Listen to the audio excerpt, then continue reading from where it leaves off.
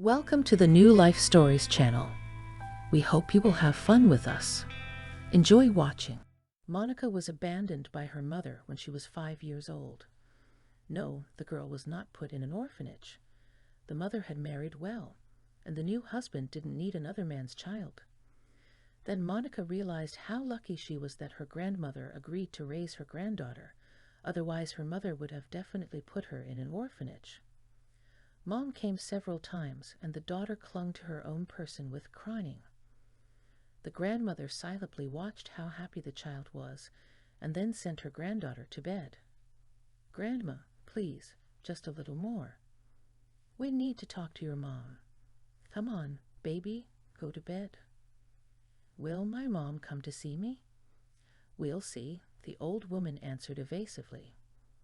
The girl pretended to go to bed, but she was listening at the door, waiting for her mother to come into the room. And they would talk as before, laughing, fool around. She'll tell her secrets that even her grandmother doesn't know, and then her mother will lie down on the couch, and they'll fall asleep. And in the morning, she'll wake up, and the first person she'll see will be Mommy. They will go for a walk, holding hands, and when they are tired, she will show Mommy the bench under the weeping willow tree, where you sit like in a house. She and her friend often imagined that they were in a magical forest, not in the park, so quiet was the place, far from the paths. Monica would sit under the door for a long time, and then fall asleep without waiting for her mother. Later she recalled fragments of conversations, already at the age when she could analyze and draw conclusions. "You understand, I love him." That's what you said about Monica's father. "I love him. I'll have a baby. He'll marry me." "Mom, but now my lover has proposed to me." "Mom, how long will Monica be with me?" 13 years? And then he'll get married and forget about me. And I'll be alone without a daughter and a husband. The woman's age is short. I'll be in my 40s. Don't judge yourself. Not everyone gets so sick of pants that they forget about their own child. "You wouldn't understand," Mother said sadly. "I understand perfectly well. You've been asked to marry a man from the big city, a wealthy man."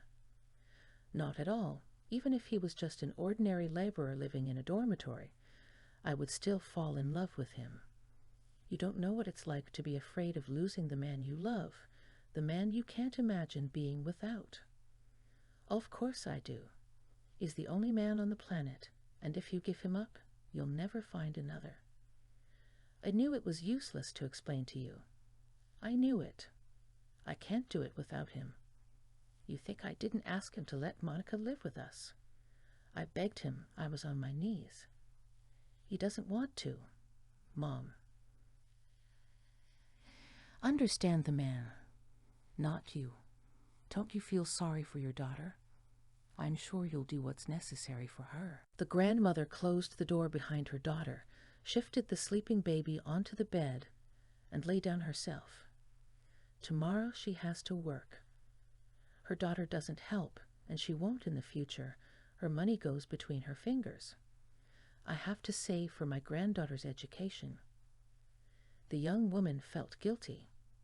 Where did she miss her daughter? Why had she grown up like this? No, not evil, but careless, not thinking one step ahead, and living with feelings, not with her brain. Or is that the real evil? A lack of empathy for a human being who didn't forgive him for having a baby. Okay, you can't love the baby, so at least keep it from her. Spend time with her, explore the world together, socialize. The baby needs a mother, even one like you. But no, Monica was on her way to marriage. So, let's move her aside so she doesn't get in the way and start a life with the man we love without the pesky reminder of the past. And the grandmother began to gently convey to her granddaughter the idea that Mom wasn't coming. "No, not because you're bad. Mommy has a new family. And we have our own family. We're fine alone." The old woman was suffering. She would have liked her daughter to visit her and Monica once in a while, but Ruth had stopped going altogether. Money. God knows she can make it on her own, but why don't you come? Ruth's been calling, asking how you're doing. No, she can't come. The husband wants his wife to stay home and fry patties, not travel to the relatives. A little while later, the daughter got pregnant, gave birth to a girl. A year later, another one. And she completely forgot about her eldest daughter. Monica is 10 years old. She's looking at her mother's social networks. All the profiles are closed, and she's not allowed in, even though she wants to. Her mother rejects her friend request time and time again. Wrong, it's not Mom. It's her evil husband who doesn't want her to be friends with Mommy. Socializing. Exchanged pictures. The girl cries bitterly in pity for her mother. The nasty man doesn't love her and hurts her. Mommy needs to come to them to dive headfirst into daughterly love. Monica is 15 years old. She's figured it out. The girl created fake accounts and added herself as a friend to her sisters, who are unaware of her existence. But she's very much aware, and fists clenched angrily, she's looking at pictures of girls from Europe, Egypt, Cuba, and Thailand. And in her city, water park, parks, cafes. The mother hugs her daughters, and Monica goes crazy with jealousy. How could she be jealous? She's her daughter too. And she really wants to hug her mother. And she doesn't need Cuba and Thailand. She wants what the girls have, and they take it for granted. They grew up with their mom. They didn't have to beg her not to leave. Mom is always there for them. Which means they grew up with love, care, and a sense of security. Monica is 18, and she is preparing for exams. The girl has long had no illusions. She is not just jealous. She is burned from the inside by a sense of anger. During the day, busy with business, she is still able to distract herself from bad thoughts.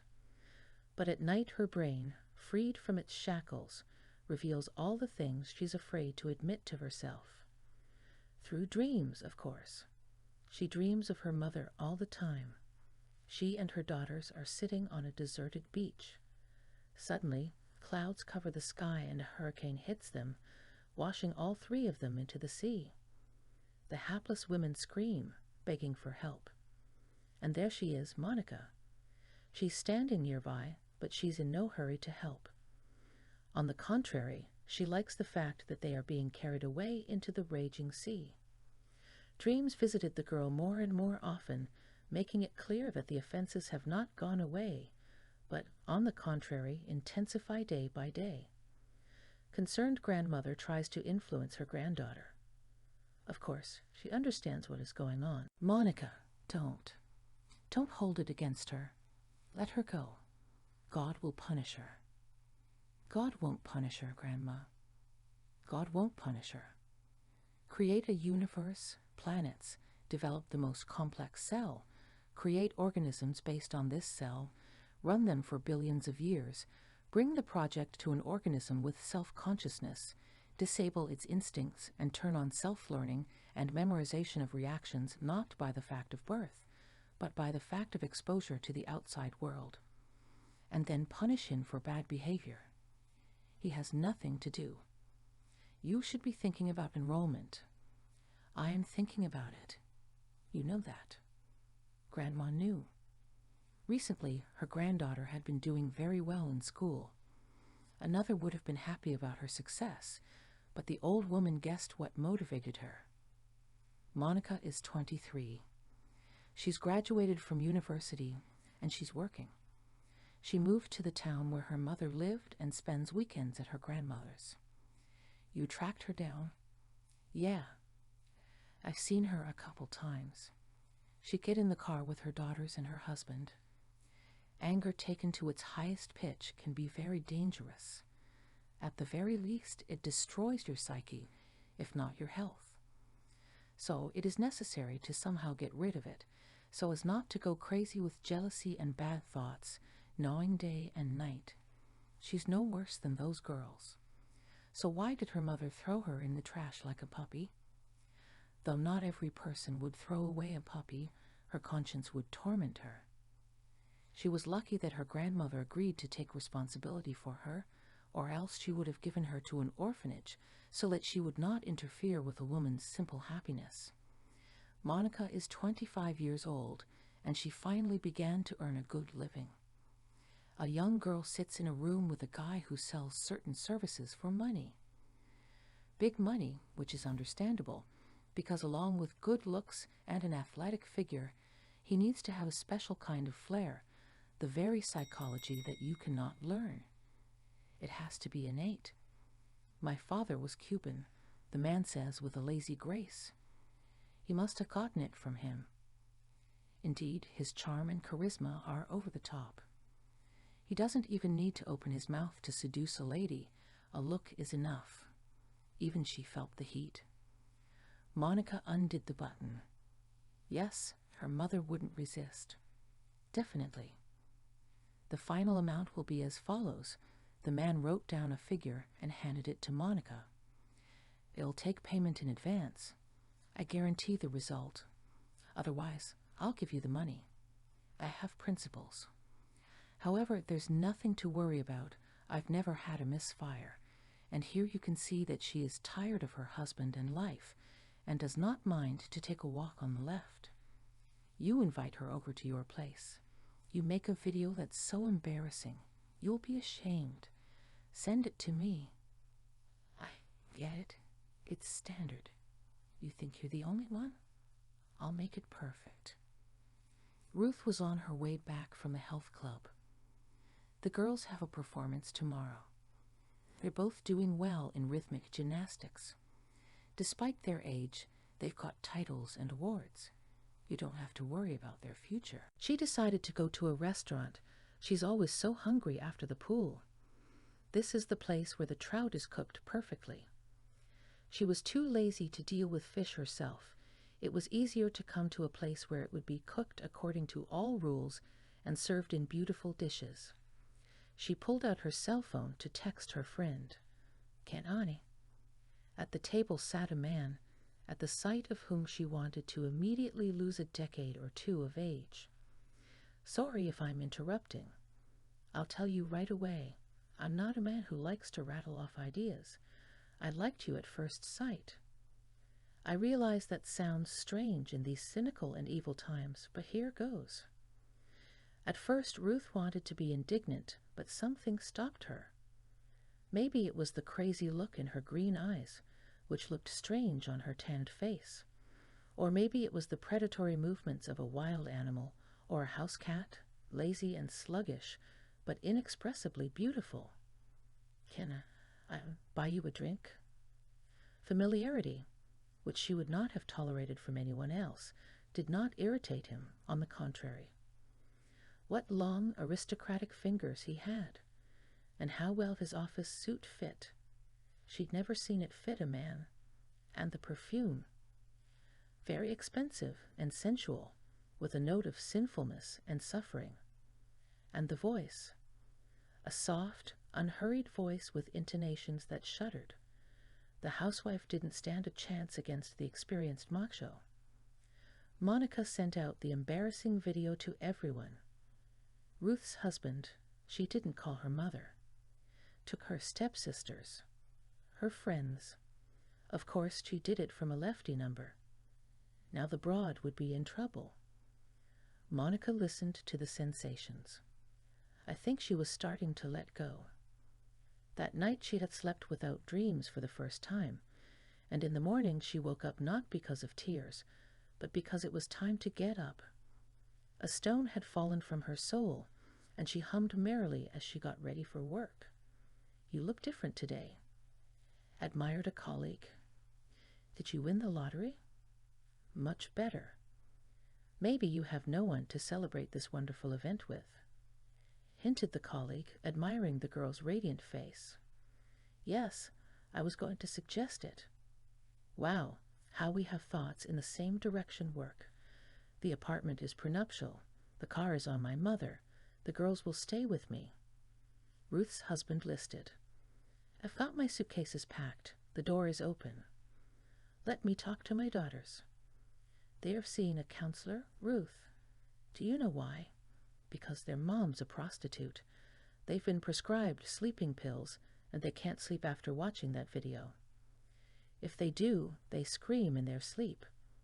The girls quit gymnastics because the coach and the other gymnasts got the video too, and they can't communicate with them knowing they know about it.